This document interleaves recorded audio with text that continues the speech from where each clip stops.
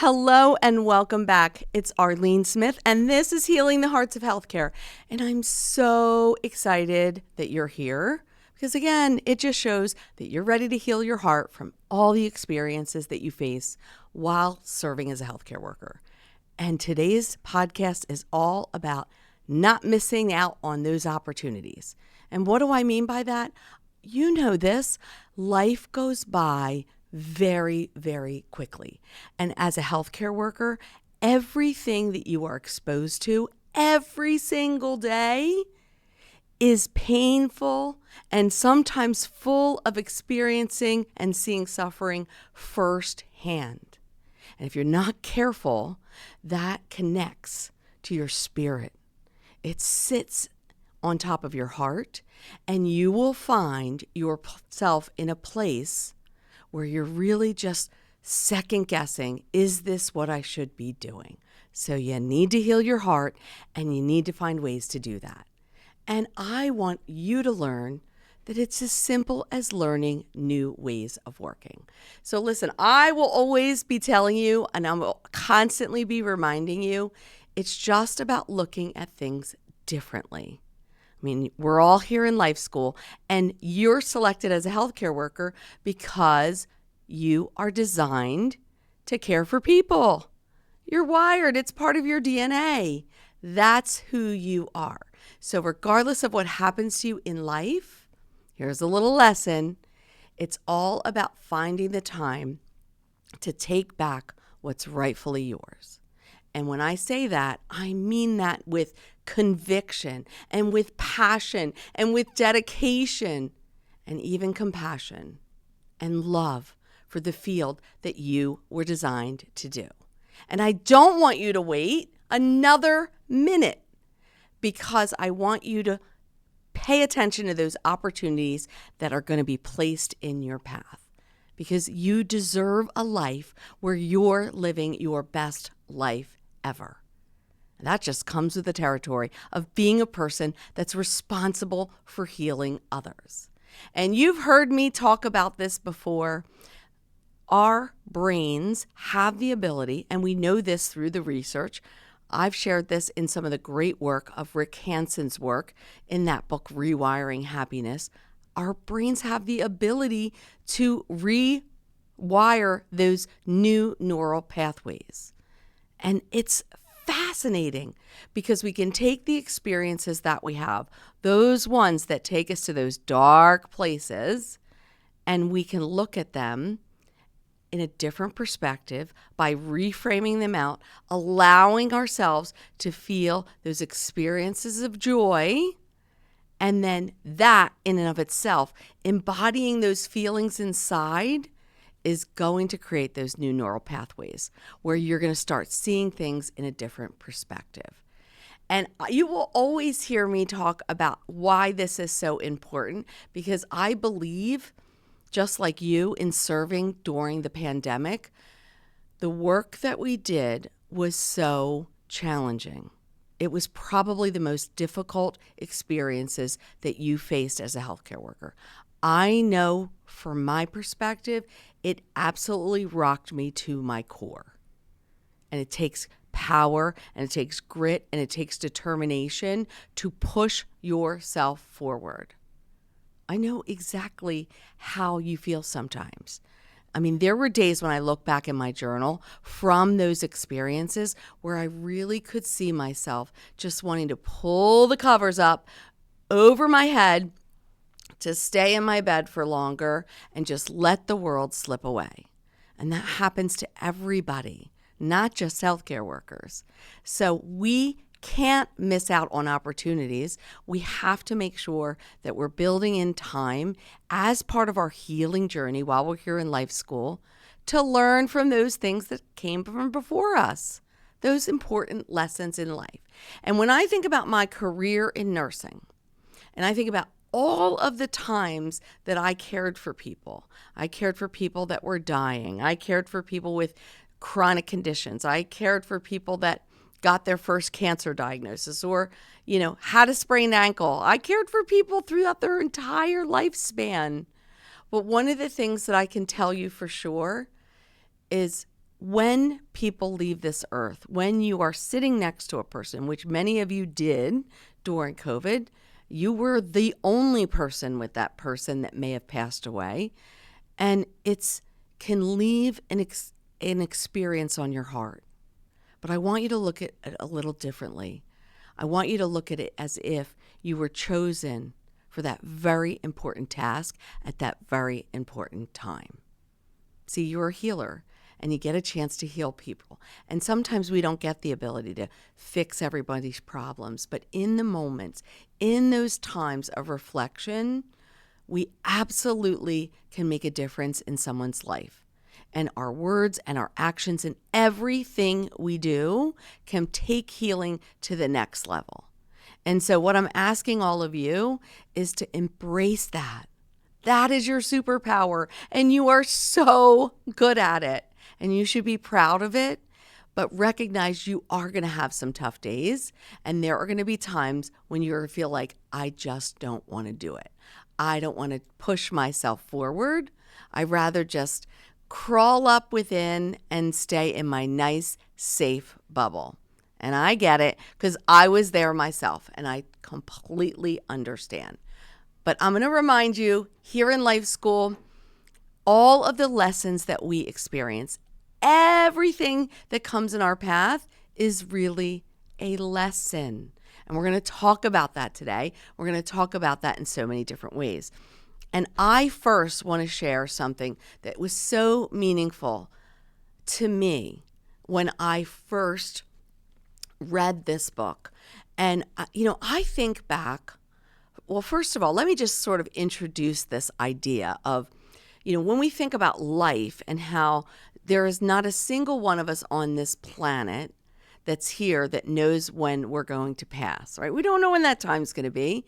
But that is, again, why we have to embrace every moment and we have to enjoy what we're doing and surround ourselves with people that are going to take us to higher places.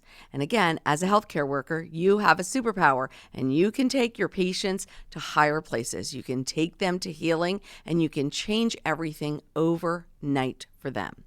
So when I think about this extraordinary work, I think about this great book from Randy Pausch called The Last Lecture. And let me tell you, I have to admit, I first saw Randy's last lecture online. I saw it on YouTube. And I want to say it was somewhere around 2007.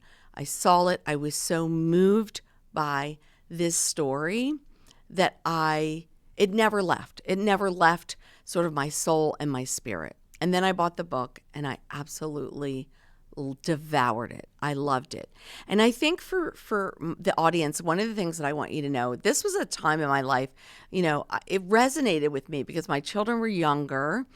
And the things that Randy said through the entire book really made me think as a parent and a mom of 3 children. And I have a son, and he goes to Virginia Tech. He's going to be starting his senior year in the fall for computer science.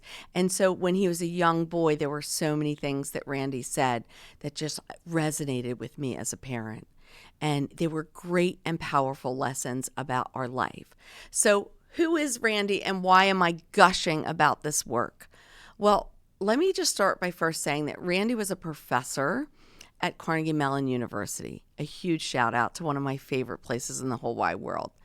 I love Carnegie Mellon, but I love the fact that Randy sort of had this situation that happened to him where he was diagnosed with cancer. And initially, when he was diagnosed with pancreatic cancer, he was able to treat that condition, and he went for a period of time where he believed that the cancer had gone away. And then it came back with a vengeance. And so what he did was so powerful and meaningful that he made the decision that he was going to use his time to create what he called the last lecture. And he was going to present that last lecture to the students at Carnegie Mellon. And it went viral and everybody loved it. And I immediately fell in love with everything about Randy. I still think about him to this day because it was that impactful. So I can't stress this enough. If you've never seen his last lecture, you can YouTube it. I want to say it's about an hour and a half, hour and 45 minutes long. It's been a long time since I've seen it, but you can also get his best-selling book, and it's really remarkable. And we are not going to be able to cover everything in it today, but there are going to be key elements that I'm going to want you to cover and think about as we sort of navigate in this world. So first and foremost is I want to just start off by just talking a little bit about Randy's background. Again, he was a computer science engineer. And what I love about him, he was a professor who worked at Carnegie Mellon. And when he talks about his life in this book, he really starts from that place of really looking at everything, his childhood, his dreams, his hopes, and his experiences, and sort of where he landed when he thought about all of those experiences. And it's so powerful that it really, really pulls you in. And you can feel the passion when you read the book. You absolutely can see his passion when he's speaking about it. And you can see this sort of deep authenticity and this vulnerability that he conveys, where, he could have, just like anybody else that would have gotten that diagnosis, crawled up in a ball and said, "That's it. I'm just going to give up." And he didn't. He made that decision to create and spend time and working on this last lecture that would wind up being his legacy and would inspire so many people to be curious and passionate about their life and to create a life that's full of learning and experiences where you can pretend and explore and imagine all of the possibilities.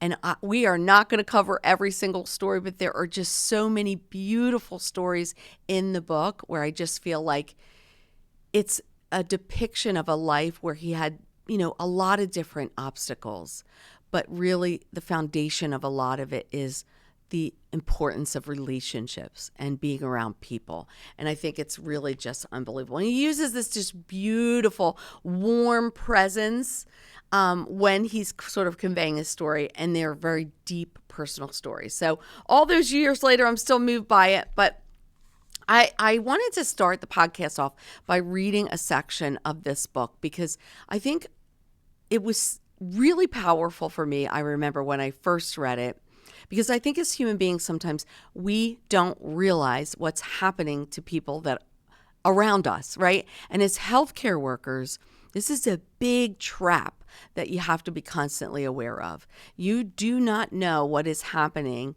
to the patients that you're providing care to.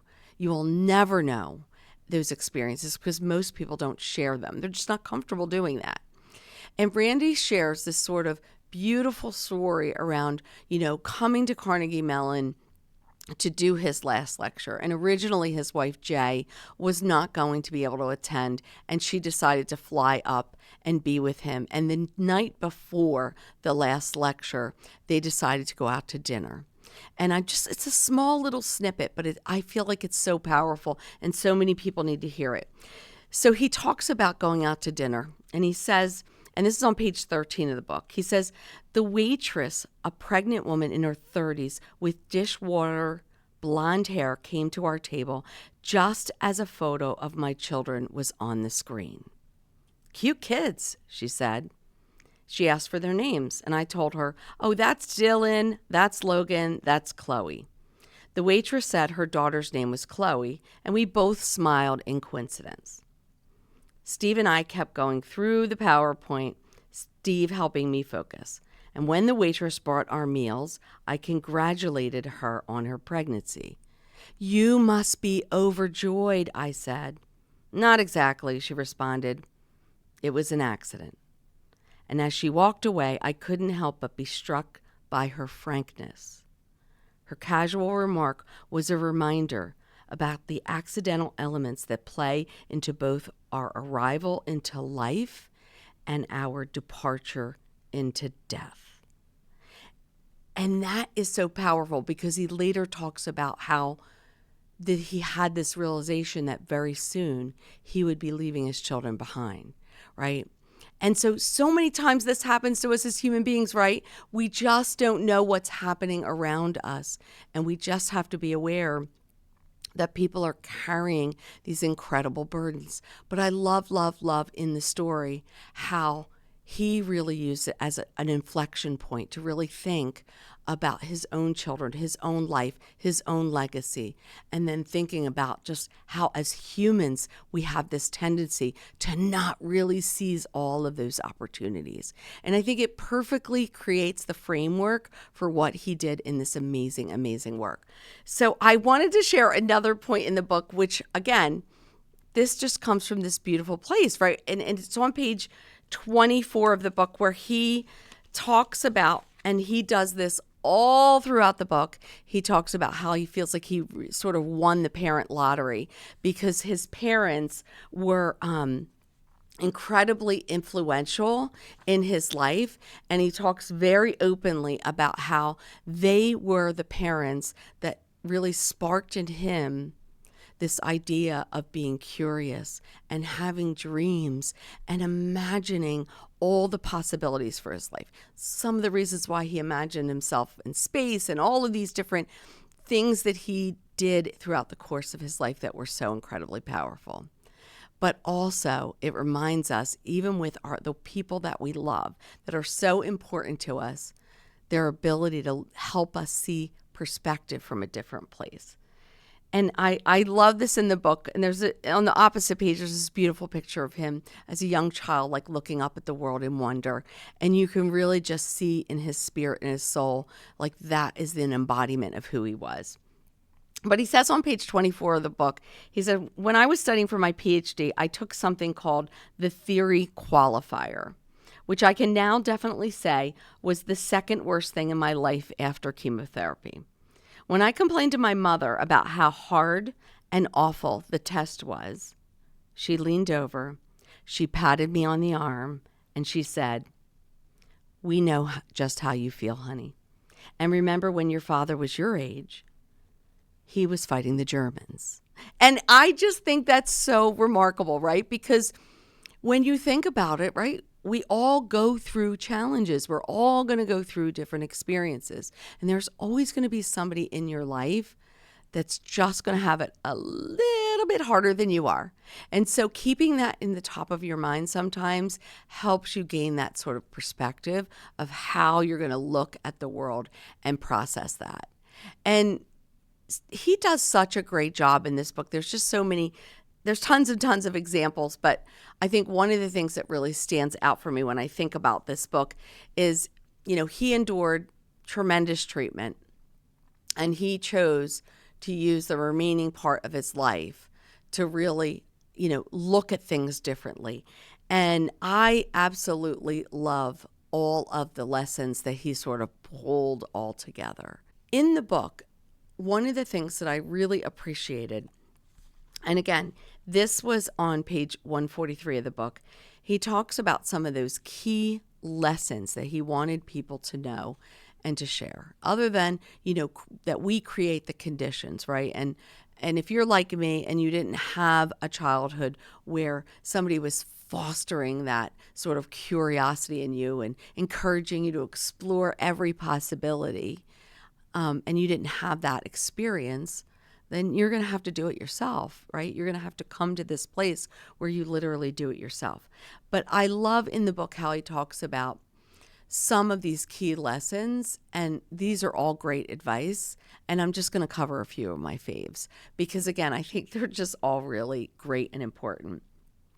So he talks about how important it is, and in talking to his students, it really was important for them to really learn some of these key lessons that he saw in his life.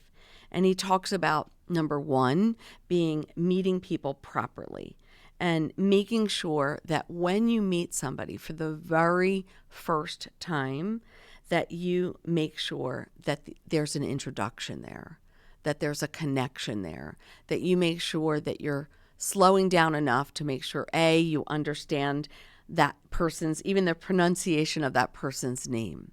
And, that's really powerful when you think about it in healthcare.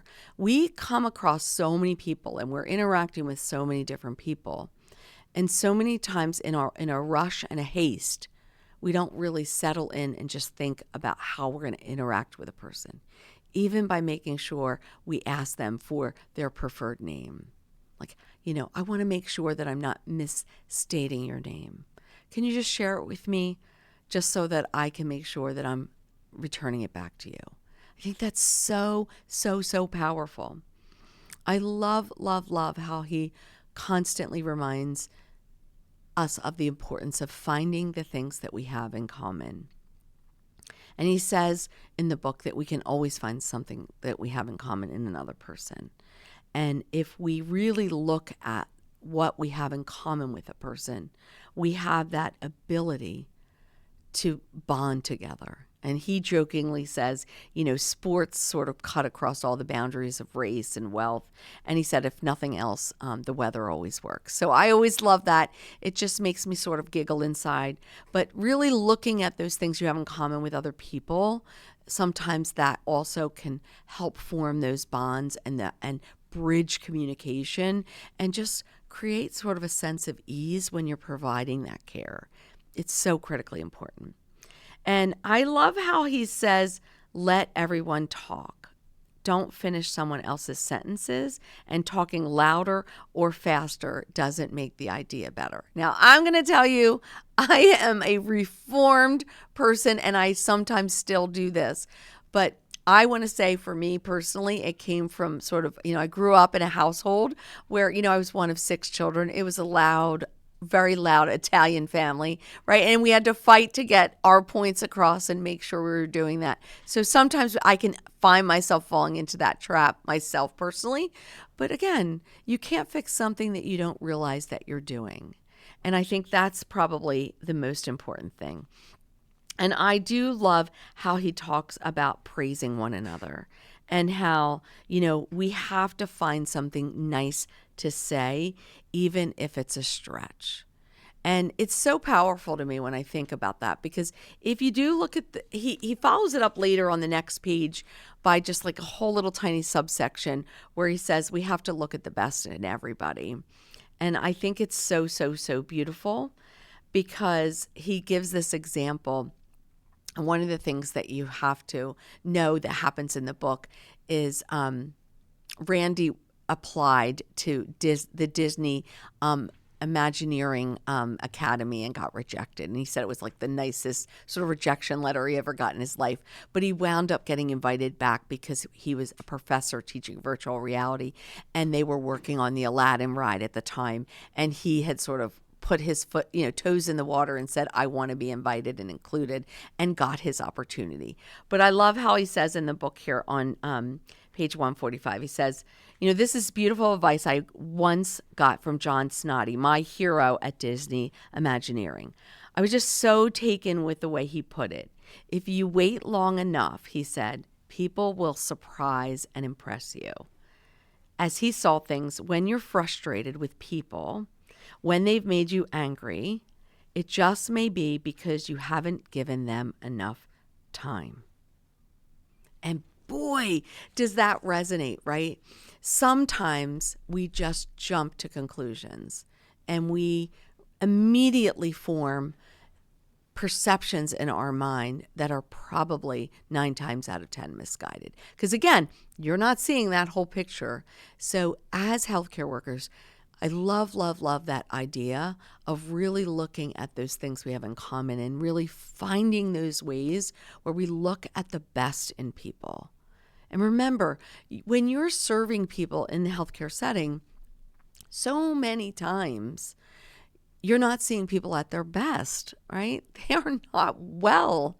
So you're not going to get their best. And if you start from that place, as a healthcare worker, if you really start from that place where you remind yourself, okay, the person that I may engage with, they might have all of these things going on, so I'm not going to take these things personally. That's going to position you for success. And so I hope that you check out the last lecture, because this was a game changer for me in my life. I mean, all these years later, it still resonates with me. The messages that Randy gave to those students. they're life lessons for all of us, and we all have the ability. But so many of us, just like me, right, we didn't have the opportunities like Randy had, where he had somebody that was encouraging him, inspiring him, pushing him every single day. But I'm going to remind you, as a healthcare worker, you make a conscious choice every single day to show up for work and to do the work you do and to use your powers for good. You can choose to heal people, and you can choose to make them leave in a better state than they were received. That's all within your power. And it reminds me so much about patterns and life and the way things go for us while we're here in life school. And that brings me to my second book that I want to talk about, which is this great book called Wake Up Calls, and it's by Eric Allenbaugh. And this is, I read this a long time ago. This is the whole idea of this book is you don't have to sleepwalk through your life, love, or career.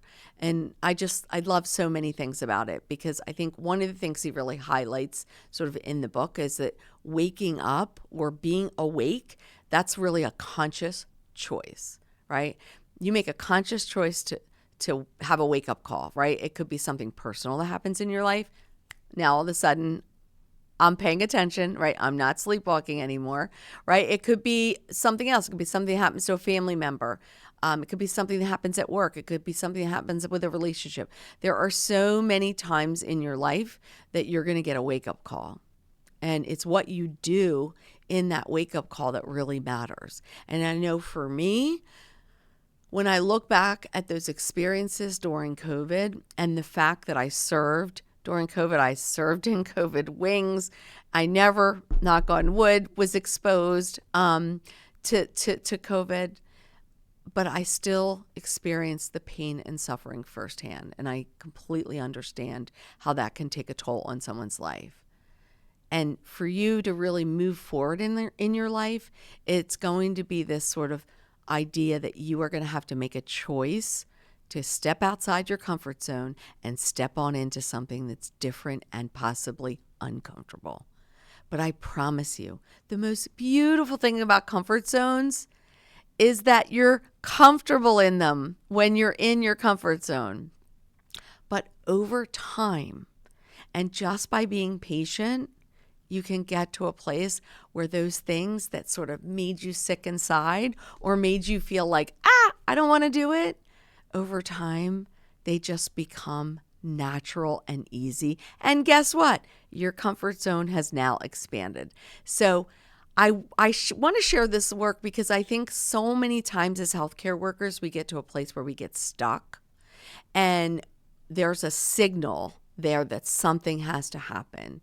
And I don't want you to miss the opportunity that something needs to change. And I want you to imagine all the times over the course of your career where maybe you were stuck. And how did you get unstuck? Was it somebody that inspired you and pushed you forward?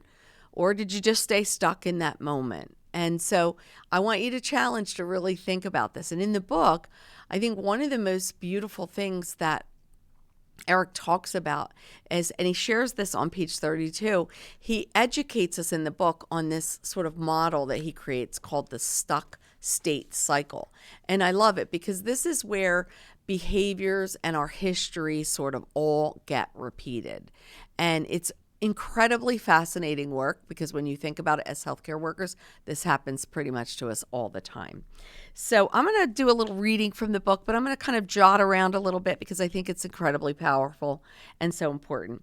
So he has sort of a visual description, and you get to see all my notes here, but he has a sort of a visual description in the model. I'm sure if you Google it and you Google this stuck state cycle, you'll see it.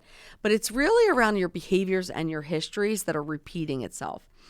And he says, we're going to explore the stuck state cycle. And it starts with where I am now. That's your starting point. It's the function of many factors, some of which we control and some of which that are beyond our control. In traveling through life, the where I am now reflects our choices. As in the saying, you cannot step into the same river twice. We constantly experience a new set of life conditions, new choice points which will either control or delegate to external forces, continually becoming available. He says sometimes, however, we save up garbage from the past and we allow it to influence and shape our present experience. He says our gunny sack, I guess that's sort of like your backpack, of old garbage gets bigger and heavier, yet we continue to add new stuff. Hanging on to the neck of the gunny sack, we throw it over our shoulder, we drag the old garbage into the present, and we make out of the present the past.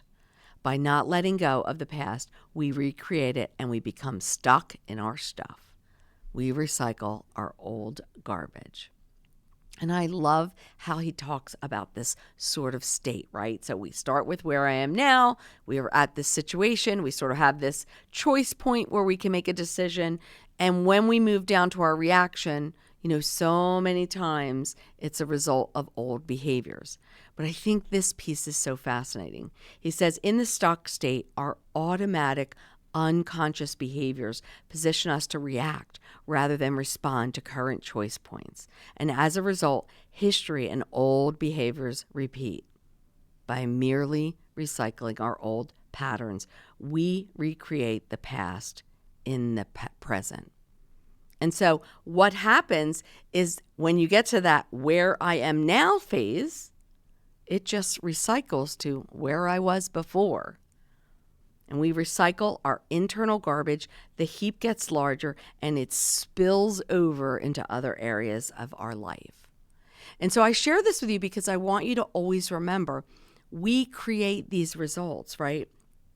These are our behaviors and our patterns, and we need to remind ourselves of this. We need education to remind ourselves that sometimes in life, when we're here in life school, it's really about being self-aware and self-reflecting on those patterns and making a conscious choice and decision to take a different path and learning how to do that.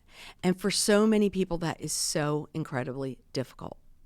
But I'm going to share an interactive exercise that I love to promote and educate people on because it's impactful. But I'm going to remind you, when I share this exercise, I want you to just make sure you spend enough time to be able to do this because it is so meaningful and it's so deep. And I call it your life review. And so for me, I feel like this is probably some of the most impactful and powerful learning about personal exploration that you possibly can do. And so you want to do this, I always say, over a series of time. But it depends on your life and your experiences. So for some of you, this might be something you bang out in an hour. For other people, it might be days, right? Because again, you're looking at your life sort of at that 30,000 foot view. So how are you going to do this exercise called your life review? Well, number one, what I want you to first start off with is just kind of create a timeline of your life. And what I want you to do on that timeline is I want you to sort of indicate those points in your life where you had those opportunities where you knew you got stuck. Like this was an area where I know I got stuck. I had a challenge, something didn't go my way. Maybe it was I didn't get the job I wanted. I had a broken relationship. Like there's a million things, right? My car was repossessed, right? Lots of things that happen in our life when we're here in life school. And so I want you to make sure they're on your life in review line. But I also want you to make sure that you're targeting those things where things really went well for you, where you were in sort of this natural state of flow and just everything was sort of going your way. And make sure you do that. Now, I'm sort of like, I don't know, I'm a visual person. So for me, if I was doing sort of this life in review, I would choose maybe a blue pen to list my challenges, and I would maybe choose a red pen and list all the things that went well, or, just to look at it visually different so I could really kind of see that. And the whole point of this exercise is you're trying to get like a holistic picture of what has gone over the course of your life. Because you want to see those experiences, you want to see those choices, and you want to see what that development looked like over time. And you're looking for patterns, and you're looking for themes, and you're looking for those points, those choice points, where what were the circumstances around that where you made decisions that actually affected that path. And I absolutely love this work because I think one of the things that I want you to do is really go with this idea that once you get all these things down on that life in review sort of picture, I want you to also look at it from the lens of studying it for patterns. So where you had the opportunities, maybe you write a few words down of what was it that gave you that opportunity. You know, were you around certain individuals? You know, was your environment the factor? Like, what specifically can you pinpoint and write those sort of above that? And the same thing conversely with those opportunities. You want to kind of dig deep here and do some hard work. Like, you know, did those opportunities happen to you because you were around a group of people and you can absolutely see that, or with one person or somebody in particular? And why I think this is so important, doing this life review as sort of a visual exercise, is because it's your opportunity now to say, all right, I own it, right? I'm going to own those opportunities where things in my life were in flow and I just was moving forward and moving towards my hopes and my dreams and my wishes, and I was feeling like I was fulfilled in my life. Versus I also own those things and those opportunities where things weren't that case in the same way, right? Where I had my struggles and my challenges. But here's what I want you to do. When you get to that point where you're looking at those challenges, that's your opportunity to reframe a new narrative. That's your chance to kind of rewrite history, to make claim to what happened, but also to create a new narrative around it. So that's the past. You know this in life. We cannot change what happened before us. It's the past. We must accept that that's no longer part of our journey. And this is some of the hardest work people will do in life school, is because they want to hold on to what they know, to what they believe to be true. Those voices of self-doubt and those continual sort of messages that are resurfacing up in your mind that are keeping you in a place where you get stuck. And for me, for COVID, I had to do a lot of work on rewriting that narrative. And a lot of that work for healing my own heart really had to be this point where I sort of just made this sort of honoring of myself to say, Arlene, you were there at that point in time for a specific reason. That reason was that you were to provide care and you were to provide experience and compassion and love when others could not. And it's as simple as that. And for me, that was enough to get me to that point, to be able to take sort of peeling that little layer away from my heart that I felt was stripped away from that experience. And so I'm going to challenge you, when you do this life review, it's so incredibly powerful and impactful. And don't be surprised if it's emotional for you, because sometimes when you're looking at things from that 30,000 foot view, you can really see the patterns. You can really see what is holding you back. And you may not have ever seen it before. And it's so moving. And it will help you to get to a state where you are going to feel like you're going to want to see that need to move forward. And I'm going to remind you, you will always hear me say it. We are meant to be in a natural state of flow. And hopefully you tuned in to my podcast with Lori Smith, which was episode 3, by the way, on her sharing with you how to get yourself into a natural state of that flow, that flow state, through forming new habits and really identifying what's going to work best for you to put you into that state of flow where everything is just moving naturally and organically, and you're finding yourself slipping away in time and just being in a state where you're enjoying yourself and you're allowing yourself and giving yourself permission to be, whether it's creative or to have different experiences or to just feel good inside. I mean, that's what we're here to do. We're not here to carry the weight of the world around us. And I'm going to remind many of you because you need to hear it. It is very easy to dial into the narrative of what's happening around us in the world. It's very easy to get sucked in to all the craziness and to find yourself sort of slipping away from your own opportunities to move forward in life school and to become what you are meant to be. You're a healer of people. That's what you are designed to do. It is intertwined in your DNA. And you don't want to miss the opportunity to be the best version.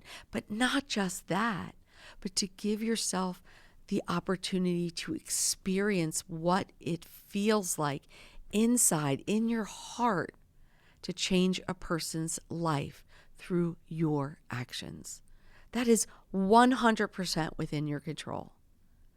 And you just have to accept that that's part of your journey here in life school. And it is a choice that you get to make every day. And so being aware and finding ways to do that and making sure that you are laser focused on not missing out on those opportunities, that is what's going to get you there. And it just reminds me of during the pandemic, there was a time in my darkest of times, right? In Lori Smith's flow challenges that I participated in with people from around the world, one of the things that I challenged myself with was I wanted to experience something and to try something that I had never done. I've always loved writing. I'm a writer. I love it. I can spend all my time researching and writing. I just love it. It is something that fills up my soul. I love to read stories of other people. I love to read research. I love to just learn what's happening in the world from experiences because I feel like that is so incredibly powerful. But I never had sort of the courage to explore, could I be a writer of poetry? And that's what I did in that flow challenge. I wrote a series of several poems. One that I actually shared in Lori's flow challenge, in Lori Smith's podcast, where I shared my poem that I wrote during a flow challenge, which was that 15-minute activity. And I wrote that poem in 15 minutes, and it was called The Greatest Thank You.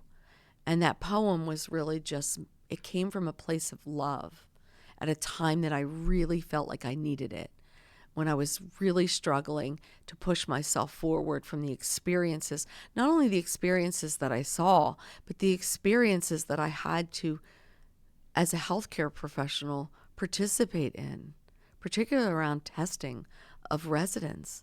I mean, that left a piece of me, and it was very different.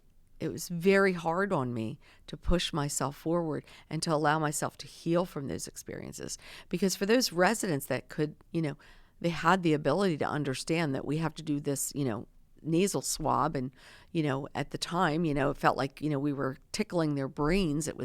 We all had to go through it as healthcare professionals. We had to do it all the time on ourselves. But when you're doing it on another person, it can be really painful. And that poem was written just sort of from the sort of perspective of the people that I cared for, those older, vulnerable populations, where they recognized that I needed to push them, that they needed to push me forward. And I love that poem. And I'm going to encourage all of you, if it's something that you've never tried, what are you waiting for? You 100% should do it. So, I've had this book called Poetic Medicine. It's the healing art of poem making, because when I kind of got into writing that poem, I really wanted to learn more. I mean, I am no poet by any nature. I feel like the words did come out when I did it in that flow challenge, but there's always learnings to lead. But I really, really love this sort of book because it kind of walks you through different exercises that you can do. It's such an incredible resource. But I want to share with you this beautiful sort of picture in this book. And this book is by John Fox, this Poetic Medicine. And I want to talk a little bit about this chapter where he says in the book, it's sort of later in the book, he says, you're giving yourself permission to be wild and magnificent. And I love that because that sort of explains the freeness of poetry, right? It's just a different way of looking at it. And he says in the book, and I love this because I wish I had read this when I did sort of wrote my few poems, right? But I read it many years later. So he writes in the book, Earth offers us powerful images and metaphors with which to tell our stories. Rather than thinking of the Earth's resources as commodities like oil and wood, poetry suggests we consider the more intangible qualities which nature offers us, such as beauty and spectacle, turmoil and order, mystery and predictability. Infusing your poetry with earth imagery will help you reveal your unique voice and imagination. Our stories are a language for expressing the deep changes in our lives. And I love that. I love that idea of writing a poem. It gives you incredible power because you're tapping into joy and wonderment, and you're using your experiences around what's happening in you in this world. And you're putting it down pen to paper. And on the opposite page of that, I should have said that was page 193. But on page 192, there's this beautiful poem by this man, David Wagoner. And I love it because I'm going to share it because I just think it spoke to me so much. In this poem, he says, stand still. The trees ahead and the bushes beside you are not lost. Wherever you are is called here. And you must treat it as a powerful stranger. You must ask permission to know it and be known. The forest breathes. Listen, it answers. I've made this place around you. If you leave it, you may come back again, saying, here. No two trees are the same to the raven. No two branches are the same to the wren. If what a tree or a bush does is lost to you, you are surely lost. Stand still. The forest knows where you are. You must let it find you. And I love that poem. I think it's so powerful because, it kind of speaks to our lives, right? For me, it spoke to that sort of stuck state cycle in Eric Allenbaugh's book. If you really look carefully, you can begin to notice the patterns and the things in your life. And then when I think about that, your life review and that exercise that I taught you, if you really look at it from that 30,000 foot view, you're going to see sort of those subtle patterns and those things that you're reproducing and carrying through over and over again. And again, once you realize you're doing it, you can change that narrative and you can make it different. So there's incredible power in poetry. And if you've never tried it or you're just thinking, it's not for me, I'm going to tell you, so what? Just try it. Who knows what it will tap into you? It might be that one thing that helps open you up to really be looking at the world from a different lens. And I'm going to remind you, if we go back to the original sort of story in the last lecture, right, of this beautiful story that Randy sort of gives this last lecture on his life and all of his hopes and all of his dreams and his aspirations and what he hoped for sort of the students of the future. All of that is within all of our own reach. And again, as healthcare workers, you know this. Everything can change overnight. And the field of healthcare is unpredictable by nature. And so for most of us, that means while we're here in life school, we must learn techniques, how to look at things differently, how to look at things from a lens of awe and curiosity, and how to allow things to slip away and not adhere to us and feel as if we need to have so much control. And I'm not going to sit up here and tell you that I'm perfect at this, because I just had a conversation with my son and my husband a couple days ago where they reminded me not to get so stressed out about sharing stories on the podcast, because they said, "Mom, think about it. You're doing this because it's something that you love. Never forget that. It's what you love to do. And you can talk to people for hours. So don't get stressed about it." So we always need reminders. And that's what's so important in life school. And as you're going on this journey to heal your heart from your day-to-day experiences of what you experience when you're caring for people, it's really an opportunity to let your light shine. It's an opportunity for you to be your best self, to just rise forward and just be a little bit better the next day and the next day and the next day. And eventually having faith in yourself and trusting in the process that it is going to get better. And it will be better when you create the conditions for yourself to thrive. And when you create the conditions so that everybody that's in your circle, they can see how you are a healer. It's not just that you have the skill and the ability to do it. It oozes out of you. And people just want to be in your presence because they want a little bit of that. And you're bringing that power forward, that superpower forward, and just allowing it to be. So don't forget, in this journey that you face, it's really going to be about self-reflection and slowing your pace down and being self-aware and having the courage to admit that there are going to be areas in your life where you're not always going to land them perfectly. But what I can tell you is life moves at a very fast pace. I feel like I'm quoting that line from Ferris Bueller's Day Off, right? If you're not careful, it's going to breeze right by you. I wish I could say it as perfect as he does in the movie. But that is the truth. Things move by so quickly, and you never want to miss out on that opportunity to step forward, to use your superpower, and to change someone's life for the better, just like Randy did. I'm still talking about this. I still can picture him speaking to that audience because his words were so powerful back then.